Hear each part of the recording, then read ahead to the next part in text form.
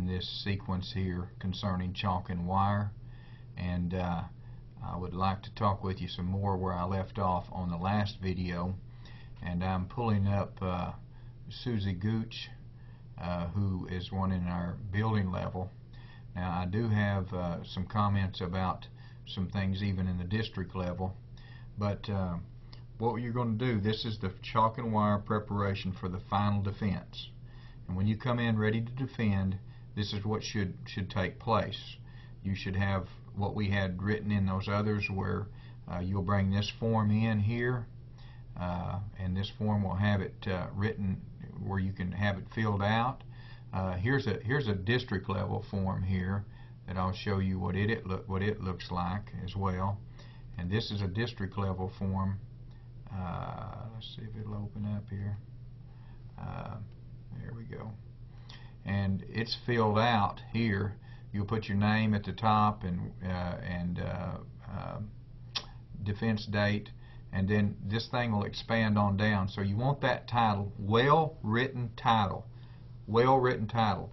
connecting the artifact to the element to the artifact, and then the rest of it's filled all the way out. And you'll hand a copy of that to each one of us at the table, and they'll use that to decide whether or not that one. You won't open all these up. You got to understand, all 18 of these will not be opened up. You may just be asked to open up one of those, but you're going to get to pick which one you open up. You get to open up the one that's the strongest, and for you. And you talk about the standard. You share that with everyone, and then when you get through with that, they may have some questions and say, well, why did you put this one here? And you just explain to them why. And whoever's reviewed yours and allowed you to come in and defend, they have looked through that and they felt like it was okay on paper. So, but you're the one that's going to have to step up in front and do the defense, and you can do that, or you wouldn't be able to be there. So let's go back over here to Susie's, and remember, I'm going to go back in just like we normally go, so I can make sure that you understand. Every time you get lost or something, go to dashboard, go to portfolios, and now make sure this is on. Don't go to recent edited, because it's just going to pop up several. Go to watch list, and then go to my portfolios, and then we're going to go in here, and I'm going to go back to hers and talk about. We know how to dump. We know how to dump those things in there now. We know how to put in different artifacts, and we know where to place them. But now we're going to talk about that final preparation of defending. So we're going to go in and look at Susie's again, and if you'll notice in here on her table of contents, she has everything all the way down here. But let's go down here. We're going to be looking here, and she's got artifacts in each one of those, and they're written so as to include a good, strong title, and that title connects that element to the artifact. And then she's got a well-written first sentence or first paragraph that talks about the standard itself, and then she talks about the artifact, and then she talks about tying those together. Here, as a principle, I would. And let's just see if she continues that kind of theme down through here. Let's go to 4A, maximizing community resources. This talks about community resources through the participation of a particular reading camp. And she's got she's got 1, 2, 3, 4, 5 different artifacts in here. And so first paragraph talks about the standard and the element, and talks primarily about the standard. Then the second paragraph talks about the artifact. The third one, as a principle, I would work to develop. You know, this is how she's used that, and that's certainly fine to do it in that format. Now, you do 18 of those in that format. You may not open up but one under each standard. If you do a good job in your defense, and then they ask you, well, why did you put that under there? They said, well, and even in your defense, you can say, well, I could have used this over in 2A, but I felt it was stronger here because. But you better make sure you know what your because is. Make sure you know it's a good, strong reasoning for putting it over there. Okay? That's an important piece. Now let's go back to here. Now, once you've got all 18 of these in, and you're ready to, go to the next level, and that's You've already passed your mid-program review, and you've already got a letter back from Dr. Buscemi or myself, and it states that that you're in good shape on that. So let me get back here real quick here. So now we're going to go down to this next level, and that's the field experience or internship. When you've got 2 internships in the building level, the CPA, and the special ed. But in the district level, you just have the one internship folder that you turn in at the last part. You do it in two semesters, but you only turn in 1. And we're looking to get 110 hours in each one of these internships here as a minimum. So if I pull that up and look, there's Susie, and she's got it put up. Project 1, Project 2, Project 3. There's the title, there's the title, there's the title, the number of hours in each one, a minimum of 10 hours for building level, and 15 hours for the district level. And then supervision project, she's got time on that. She's got some duty hours. She's got administrative hours. Make sure you get those all listed. 126 hours.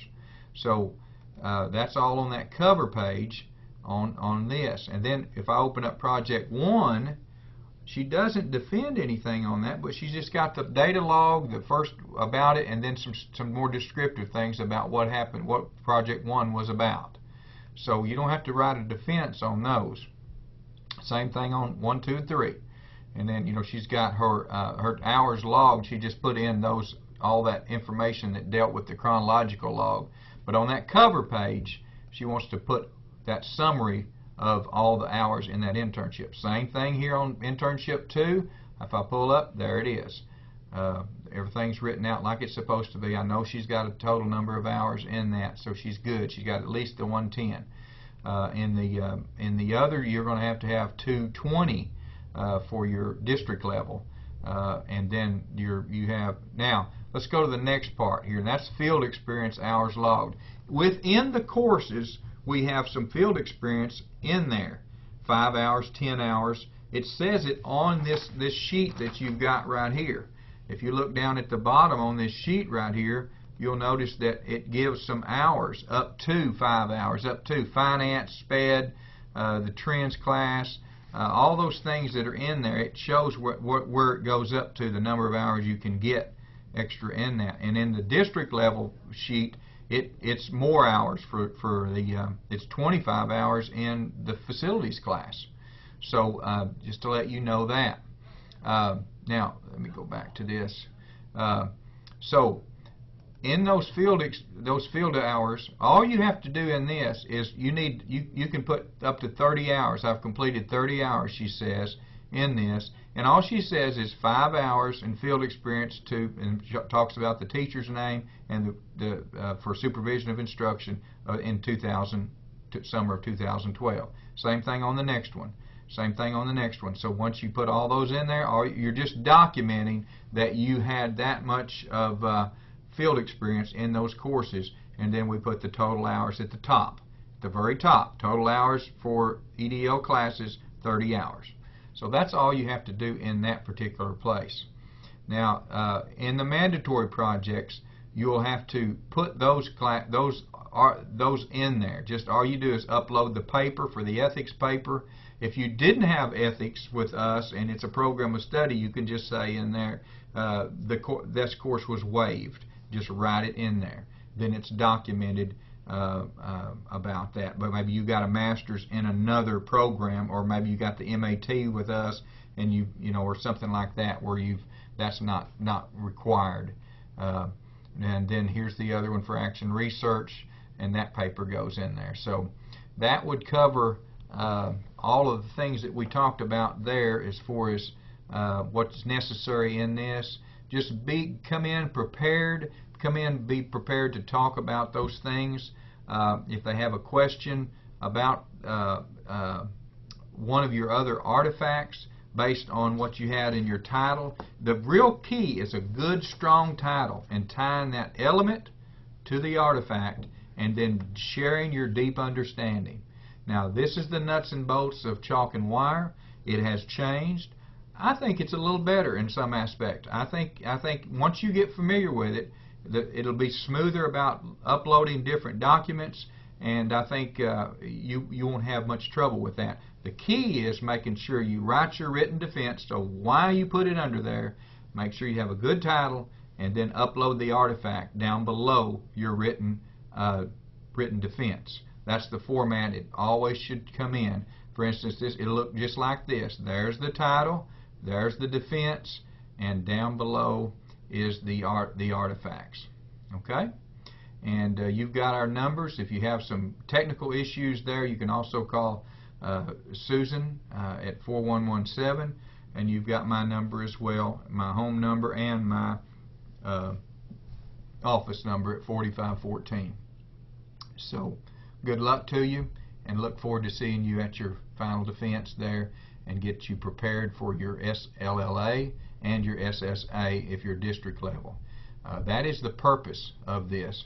It's a culminating activity that gets you to that place where you can defend your portfolio and prepare yourself to defend, to go in and do a good job on that SLLA exam and get your license. Good luck, and you've got my number if you need me.